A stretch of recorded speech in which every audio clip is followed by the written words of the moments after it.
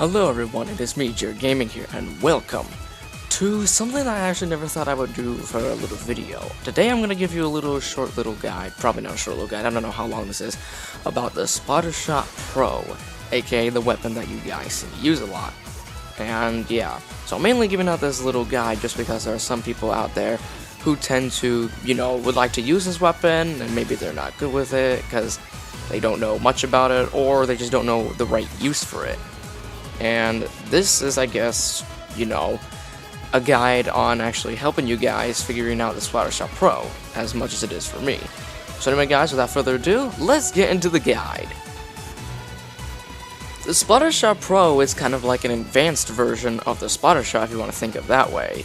Because of some reasons, the Splattershot's range, fire rate, and damage is different from the Splattershot Pro's range, fire rate, and damage. There are a few cons that come with this weapon though that I recommend being careful for. The fact that it consumes a lot of ink, so you're almost always out of ink, especially since from the sub it consumes a lot of ink as well. The fire rate is a little slow. It's not the best fire rate, it's kind of decent, and the ink spread isn't too wide, so you don't really do good in trying to turf your area that much. That you need to be very careful for. However, the few pros that come with this weapon though is actually pretty neat, and can sometimes triumph over the cons.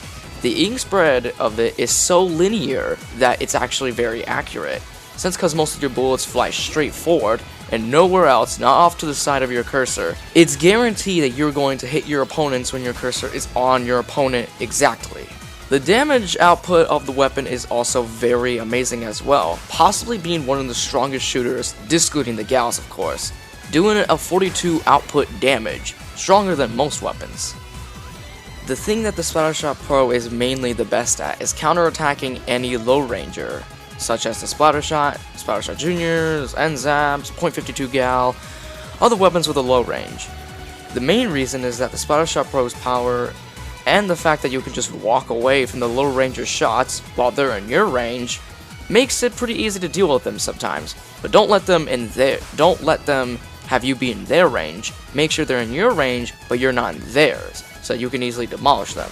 One thing I recommend being careful about is the splat dualies or any dually type weapons, since they have the new dodge roll tactic, especially with the dually squelchers, since they have the exact same range you have.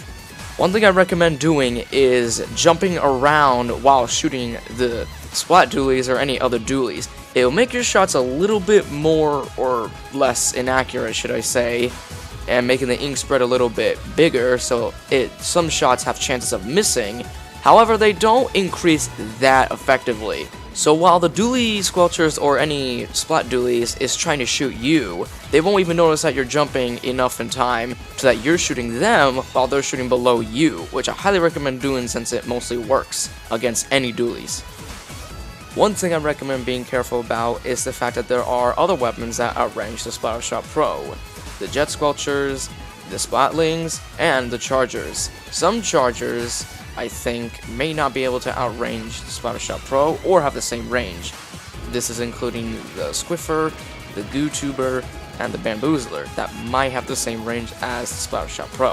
When you want to fight a jet squelcher with the Splattershot Pro, what I recommend doing is making sure that they are in your range and making sure you're being really careful. The jet squelcher has a little bit more problems about the accuracy than the Splattershot Pro, so it's best recommend that you're trying to shoot them in time before they shoot you, which is what I mean by that is sidestepping left and right constantly so that they have to constantly adjust their aim, while you can just follow them. Plus, don't worry about the fact that the jet squelcher has a much larger range, because the jet squelcher actually has a less damage output, which is an output of 32, while you have 42 with the Splattershot Pro, so you might be able to kill them in time since the jet squelcher has the exact same fire rate as the Splattershot Pro. Oh yeah, and same also applies to the 96 gal, by the way.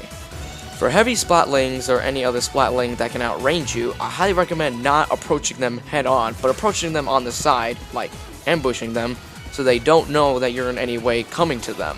And same also applies to the chargers. Make sure that they don't know you're coming, but in a way you are, so that they never know you're approaching them. Make sure you always get the head on them first before they get the head on you.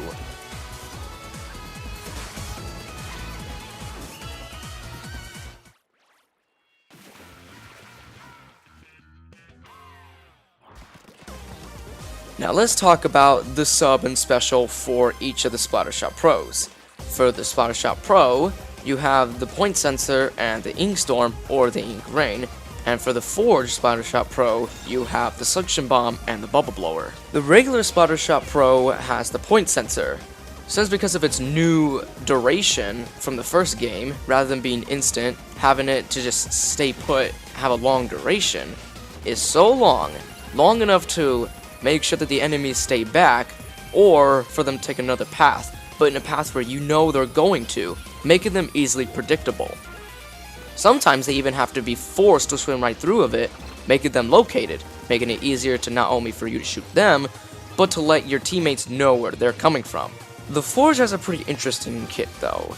The suction bomb is used for its stickiness and its delayed explosion. Even though the delayed explosion is quite much longer than the splat bomb, its delayed explosion is long enough to either catch enemies off guard, or to force them to go away from a certain area you want them to stay away from, aka the tower, or even the Rainmaker. The bubble blower can be used for two things, explosions and shields. The bubble blower, when you use or blow 3 bubbles at a time, or not at a time, 1 bubble at a time to blow a total of 3, you will be able to use them as shields or as an explosion. Throwing 1 suction bomb is already enough to keep them as a shield to protect you, especially when you're using the Rainmaker or when you're on the tower. Exploding them can sometimes catch them off guard, but it's recommended that you keep them ready to pop, or don't even try to pop them at all and let your teammates do it for you.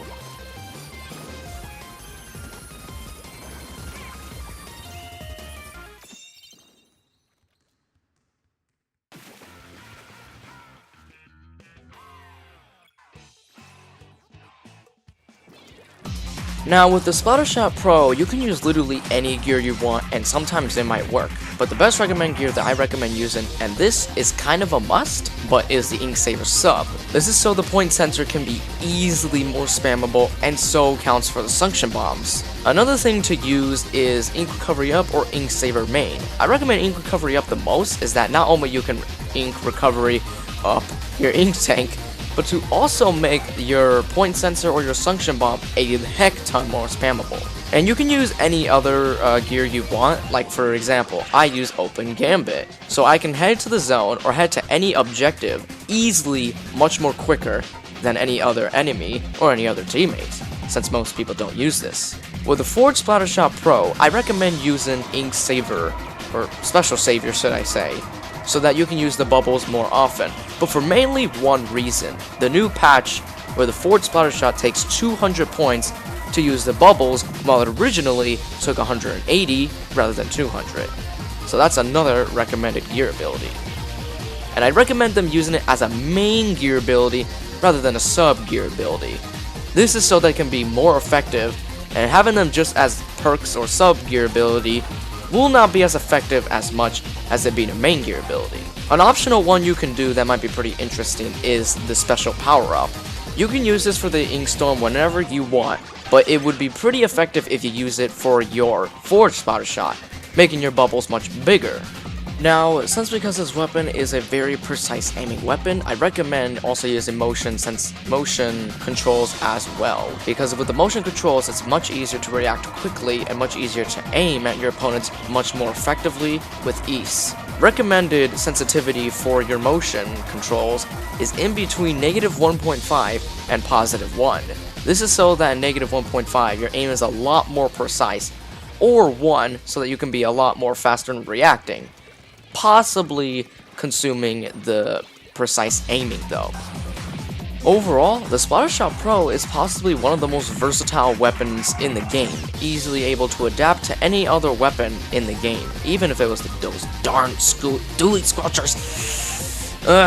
They are so triggering sometimes. Now anyways, here are some clips of my victories in my S+ Splat Zones, and I hope this actually helped. If it did help, give it a like, share the video, subscribe to the channel if you want to have more of this, suggest to me if you want to do any other weapon tutorial videos or weapon guide videos. Anyways, I'll see you guys later. Take care. Love you all.